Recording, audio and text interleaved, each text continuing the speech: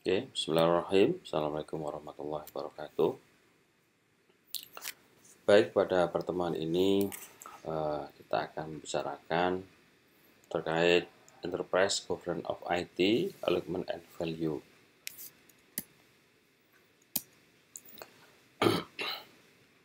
Di dalam buku sudah kami berikan ya, disebutkan bahwa the main title of this book refer to concept of enterprise governance of IT.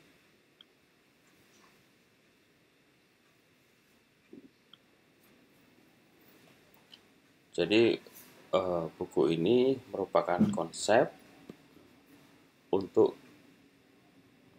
governance of IT. Konsep apa? A concept that address ya the definition and implementation. Jadi nanti konsep itu terkait pengalamatan, terkait definisi dan implementasi proses.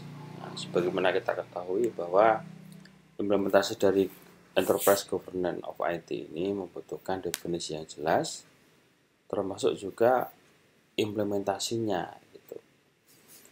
Tidak hanya sekedar sepihak atau parsial, tetapi harus jelas definisi dan implementasinya.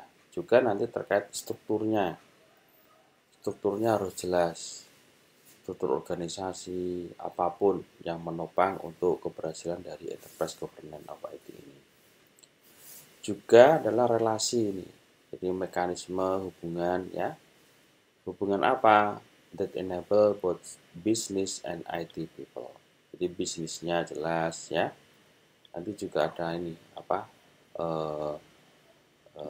Bisnis dan IT people-nya. Nah, karena ini harus sinkron gitu ya. Orang bisnisnya sudah jelas, orangnya yang bersupport juga jelas. Untuk apa? To executive their responsibility ya, in support of business IT alignment. Karena nanti eksekutif itu akan merespon ya di dalam apa? Di dalam memberikan support bisnis nih, penyelarasan terhadap bisnis IT-nya ini. Ya, bisnis kaitannya ini IT. Nah, setelah semuanya ini ada gitu ya, dari konsepnya jelas ya, dari pengalamatan, pendefinisian strukturnya atau kemudian hubungannya ya antara IT dan antara bisnis dan orangnya. Nah, kemudian baru eksekutif dalam hal ini adalah pimpinan pengambil kebijakan itu merespon dan mensupportnya terkait penyelarasan bisnisnya ini. And the creation ya, the value of IT enable business investment. Nah, maka baru nanti membuat nilai. Ya, nilainya itu apa? Ya, value-nya apa? Dari bisnis IT yang sudah ini yang sudah diberikan dana untuk investasi dan sebagainya.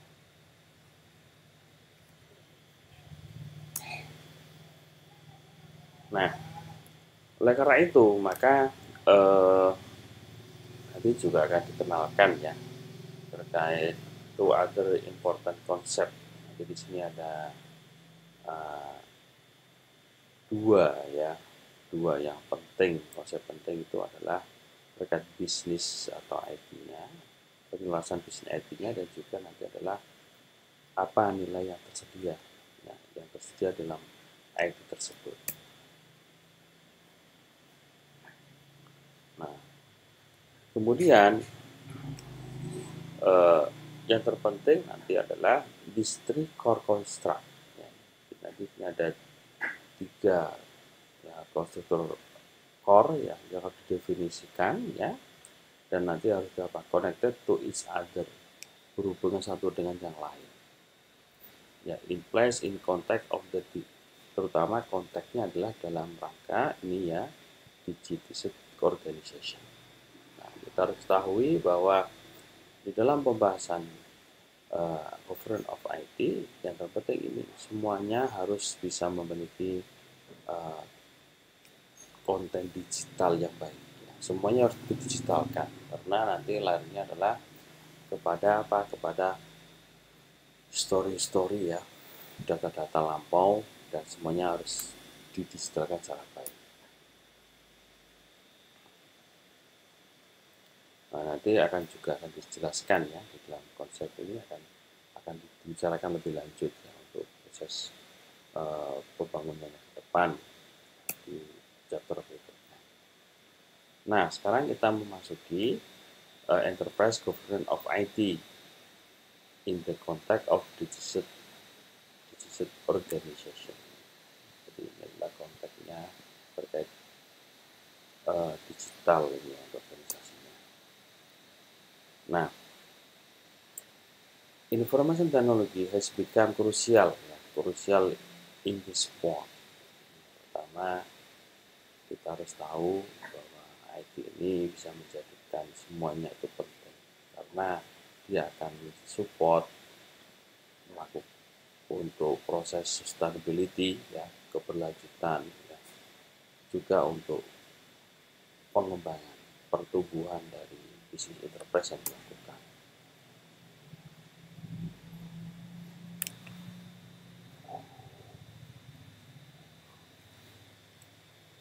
Nah, di sini nanti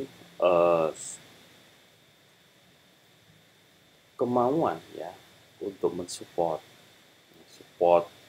sustainability ya and grow of the enterprise itu harus kuat ya. Karena jangan sampai nanti mengabaikan daripada IT ini sehingga segala keputusan itu tidak berdasar data yang benar. Oleh karena itu di dalam perkembangannya sektor ya dan industri ini itu sangat penting terkait ini attitude ya no impossible ya. Jadi nggak mungkin kalau sekarang ini kita nggak pakai IT sementara kita itu tanpa IT ya attitude no impossible, jadi attitude kita tidak mungkin ya karena bagaimanapun is enterprise are increasing completely depend of IT service. Jadi kebergunaan daripada IT ini sangat penting untuk survive ya, untuk mempertahankan dan mengembangkan ya, tumbuhnya daripada perusahaan atau instansi yang akan melaksanakan sebuah kegiatan yang maju. Nah, di sini kita bisa lihat ya sebuah definisi ya, definisi dari enterprise governance of IT. Kita perhatikan di sini bahwa yang pertama adalah pilar ya, jadi enterprise governance IT itu harus tersedia. Jadi kembali lagi tadi bahwa enterprise governance IT itu urusannya sangat banyak gitu ya. Jadi kita ulangi sekilas bahwa enterprise governance of IT itu yang pertama adalah is an integral ya part of corporate governance. Jadi ini adalah penyatuan bagian dari corporate governance yang ada. Jadi semuanya itu harus disatukan. Info itu harus semua disatukan. Kemudian ada exercise by the board ini ya. Jadi harus ada latihan ya. Mana sistem yang harus dipakai itu semua harus jelas ya. Termasuk overseeing the definition and implementation of the process. Nah, jadi oke lah contohnya misalnya di kita ya, di kampus kita itu banyak sekali partnya ya, part of corporate governance banyak yang mengurusi prodi, yang mengurusi keuangan, kemahasiswaan dan sebagainya. Itu kan banyak sistemnya sudah ada ya. Untuk menopang tersebut pasti IT-nya kan banyak.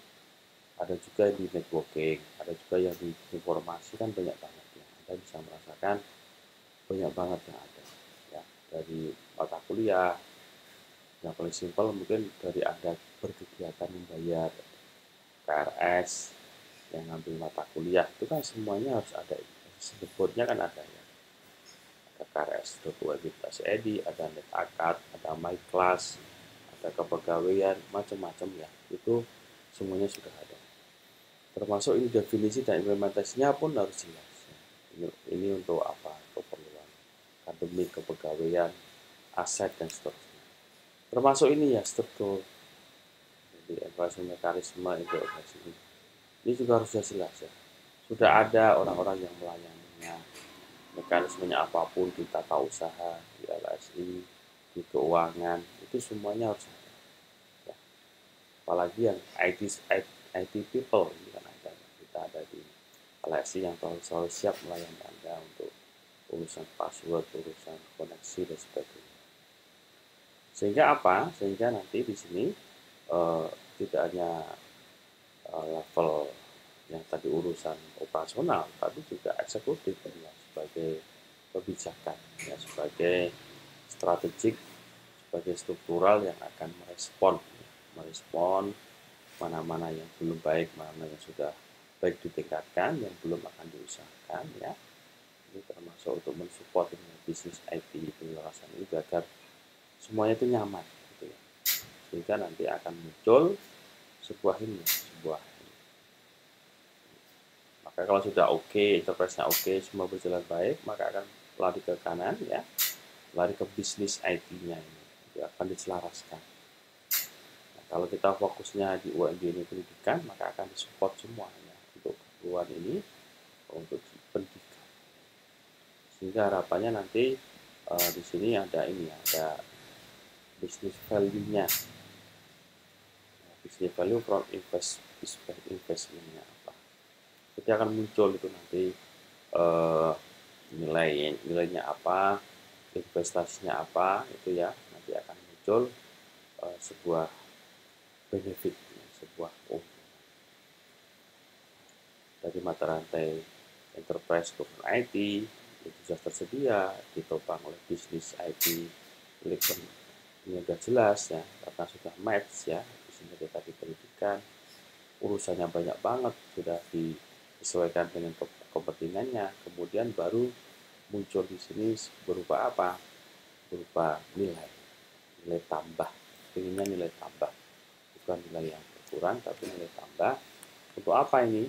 Untuk keperluan perencanaan investasi di tahun-tahun berikutnya, sehingga benefitnya akan selalu bertambah. Oke, sekarang kita lebih fokus ke bisnis IT ini ya. Tadi kan sudah panjang lebar ya dijelaskan terkait enterprise governance-nya itu seperti apa. Nah, kalau kita bicara terkait bisnis IT ini adalah kita harus mulai dari definisinya. The IT definition explicitly underline that outcome of IT is the alignment of information technology with business. Jadi ya ada keselarasan IT-nya dengan bisnisnya.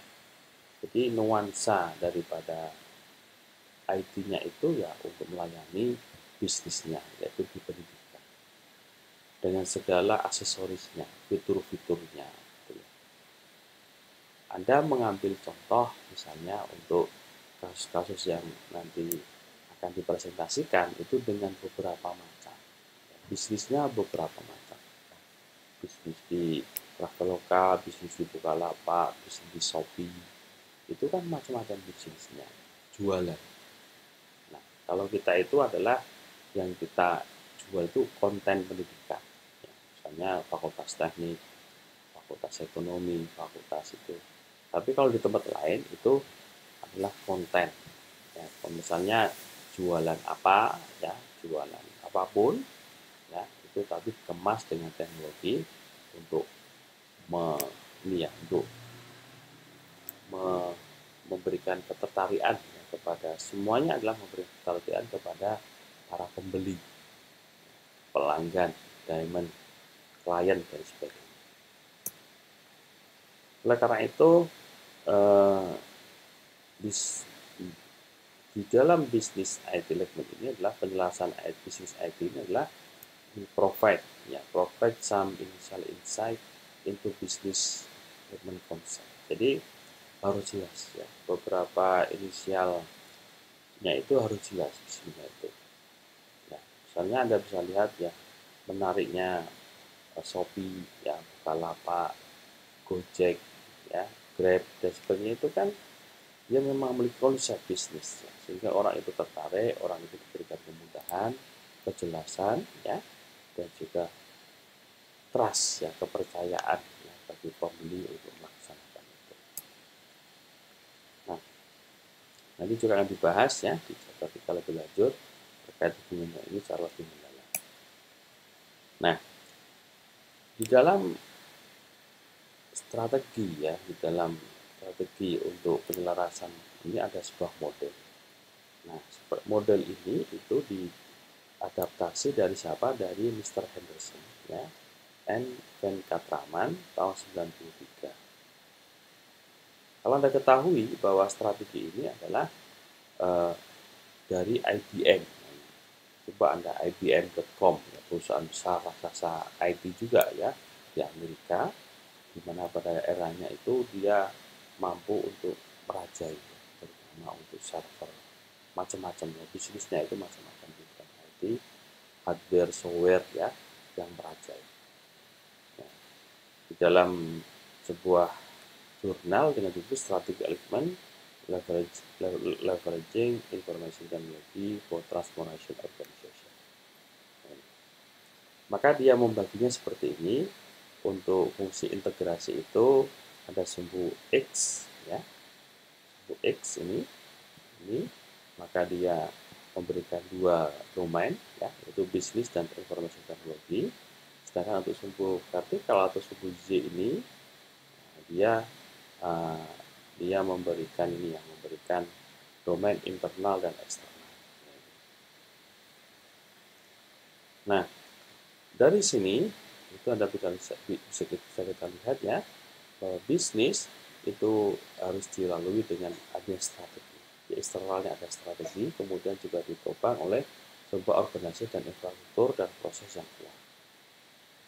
Setelah ini ada ya, titik awalnya dari nilai dasar ini ya, maka dikembangkan, dibutuhkan sebuah IT strategi yang bagus. Sama juga ditopang oleh informasi sistem infrastruktur dan proses yang bagus. Inilah integrasi yang harus selalu terpadu antara strategi dan organisasi, infrastruktur dan proses. Itu semuanya harus ada, harus saling padu. Jadi visi misinya jelas. Kalau tadi model, maka berikutnya inilah menunjukkan sebuah framework. Kalau ini adalah Development Framework of Mice and Extension of SAM. Ya, ini diadopsi atau diambil dari Mr. Mice ya, tahun 99 ini. Judulnya Reconsidering Information Management of Generic Framework Primavera Working Paper. Nanti ada ini judulnya juga. Kalau di sini dibikin yang lebih ya, kalau tadi cuma bisnis dengan IT, tapi ini dipilah ya, dipilah antara bisnisnya, ini juga sama ya, di sini sumbu X-nya ini, kalau tadi cuma IT dan bisnis, tapi ini ada bisnis, ada informasi, komunikasi sama teknologinya, dipilah antara informasi dan teknologi, dipilah. Kemudian di sumbu vertikalnya, kalau tadinya strategic fit gitu, kemudian ini dipilah lagi ya, ada strategi, ada structure-nya, ada operation-nya. Nah, ini agak lebih rigid karena pengen lebih ini ya, lebih detail gitu ya. Maka dari sini bisnis strategi yang baik itu harus ditopang oleh sebuah struktur yang baik. Struktur yang baik akan apabila memiliki operasional yang baik, gitu ya. Jadi semuanya seperti itu. Informasi strategi atau komunikasi strategi didukung oleh struktur, kemudian juga operasi yang baik. Teknologi memiliki strategi yang baik, strukturnya juga baik, operasinya juga baik. Baik. Jadi lebih rigid ya, lebih rinci dia membilangnya. Karena apa? The vast majority of all information and communication process in organization are ICT independent. Karena dia berpendapat bahwa mayoritas ya bagian-bagiannya adalah semua informasi dan komunikasi proses itu dalam organisasi itu adalah masuk domainnya ICT. Jadi ICT ini sangat penting ya. Information Communication Technology ini dan sifatnya independen. Semuanya harus memiliki kemapanan. Nah, di dalam sumber vertikal bahwa the structure layer play an essential. Jadi struktur ini memegang peranan yang esensial. Ya. Esensial. Nah, di dalam apa? Pengambilan kebijakan dan sebagainya. In the tuning of long term ya strategi vision. Jadi, terutama ini untuk mensukseskan sebuah visi yang panjang. Jadi di sini ada visi ya. Long term. Dia akan mengendalikan terus. Jangan sampai semua kegiatan itu out of context ya, artinya keluar dari visi yang sudah ditetapkan. Nah, sedangkan level yang di bawah ini itu adalah sebagai sharp pelayan. Di operational level serve the short term operational transaction. Jadi ini ya pendek gitu ya, setiap hari melayani seperti yang dilakukan. Kita ketahui ya, ada TU, ada laporan, siapapun akan melayani untuk proses yang pendek ya, setelah semuanya harus selesai di situ karena keberhasilan di level ini akan mempengaruhi yang atas. Semuanya ini harus dibungkus oleh sebuah visi misi yang dikendalikan oleh struktur sesuai dengan strategi misi besar yang akan dicapai. Nah, setelah bagus ya, artinya enterprise governance of IT-nya oke, dengan segala macam urusannya ditopang oleh sebuah bisnis IT atau bisnis IT tadi ya, bisnis / IT alignment tadi sudah bagus, maka sekarang value-nya ini. Jadi value from IT. Nah, kita ada statement seperti ini. The crucial question in the alignment debate is why the notation is fundamentally important to organization to success. Jadi ada kata-kata crucial question sama organization sukses. Nah, ini kata-kata yang memang penting. Ya, artinya apa? Bahwa semua itu krusial. Ada pertanyaan krusial, bagaimana organisasi sukses. Nah, ini biasanya di sini ada ini ya, ada perdebatan, diskusi dan sebagainya yang tujuannya adalah untuk memberikan sesuatu itu tidak akan lari. Sesuatu itu akan memiliki sebuah value. Maka di sini untuk merumuskan atau memberikan ilustrasi untuk kesuksesan itu, ini ada banyak risetnya. Banyak riset yang nanti akan mendemonstrasikan hubungan ya, antara bisnis slash IT ini ya, alignment dan bisnis performance. Banyak penelitian oleh Mr. Chen and Rick gitu ya, terkait ini ya kategori alignment. Kemudian ada juga Chen ya, dan Mr. Chen and Mr. Sabelwol ya, ini juga terkait indeed confirm ya hipotesis the alignment itu, maka seperti itu. Jadi ada pengukuran untuk value itu harus diukur, nilai itu harus bisa diukur ya, jadi ini adalah performance measurement codes ya. Nanti di sini ada tangible ya, benefit cost sama intangible. Nah, yang paling bawah itu harus ada ini ya, ROI, return of investment ya, internal rate of return, net present value, playback value. Nah, di sini ada nilai yang harus secara internal ya, apa yang dihadirkan dan juga apa yang periode pembayarannya akan muncul. Maka di sini muncul ini ya, cost atau benefit analysis di analisa. Biayanya berapa, keuntungan berapa di analisa. Kemudian sampai ke level information economy. Jadi kan yang penting ekonomi terus jelas gitu ya. Kemudian nanti di sini ada IT balance score.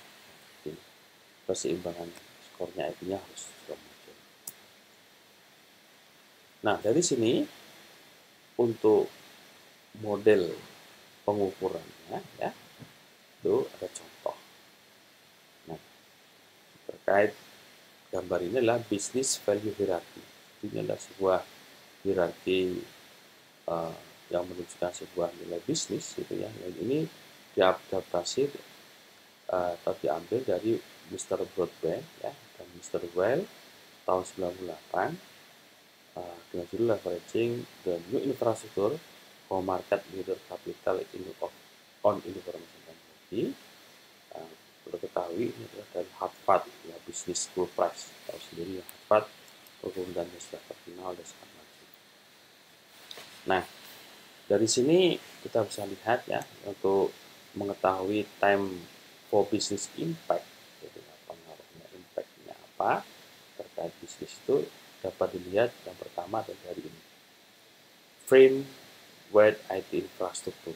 Jadi infrastrukturnya bagus. Setelah infrastrukturnya bagus, maka meningkat menjadi bisnis unitnya IT aplikasi juga bagus. Infrastruktur jaringannya oke, servernya oke, ya sudah yakin, sudah pakai backbone, sudah pakai fiber optik, maka aplikasinya juga harus dicek. Aplikasinya pun harus bagus. Ya, maka lari ke bisnis operasional. Aplikasinya bagus, yang adminnya bagus, ya, petunjuk penggunanya bagus, banyak dipakai, gitu ya, operasionalnya juga perangkat kendala. Naik lagi kepada unit bisnis, unit finansial. Kampus kita itu sudah lama ya, beberapa tahun WTP, wajar tanpa pengecualian. Artinya memang untuk WTP itu nggak mudah, didukung oleh infrastruktur yang bagus. Misalnya saya ambil kasus untuk keuangan. Ya. Anda semua bayar sudah lewat bank. Di bank sudah ada host-to-host aplikasi kita. Sudah bisa diketahui di aplikasi itu cash flow-nya. Kita sudah jujur ya terkait pajak dan sebagainya, ya, pemotongan. Itu semuanya sistemnya sudah bisa dicek. Sudah dicek oleh pajak dan sebagainya ya.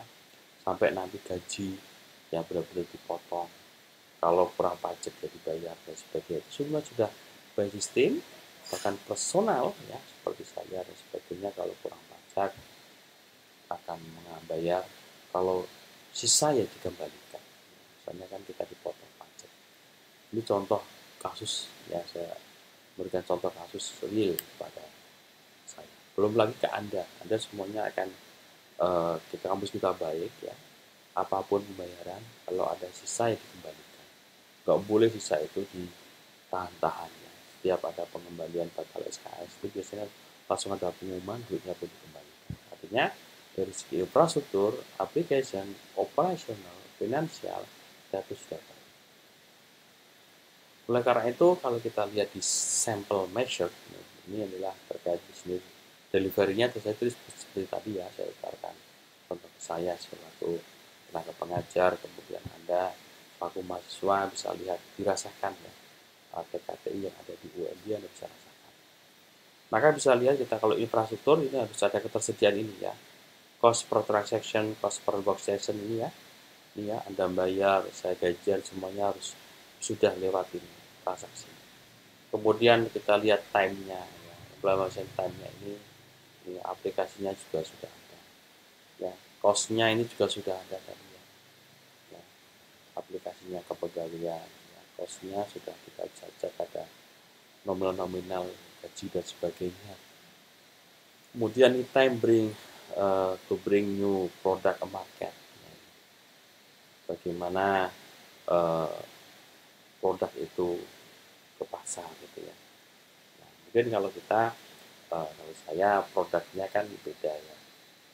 Pendidikan kan beda. Tapi kalau nanti ada kasus-kasus yang contoh-contoh yang pakai Bukalapak, Traveloka itu kan jelas. salesnya, produknya pun oke, ya.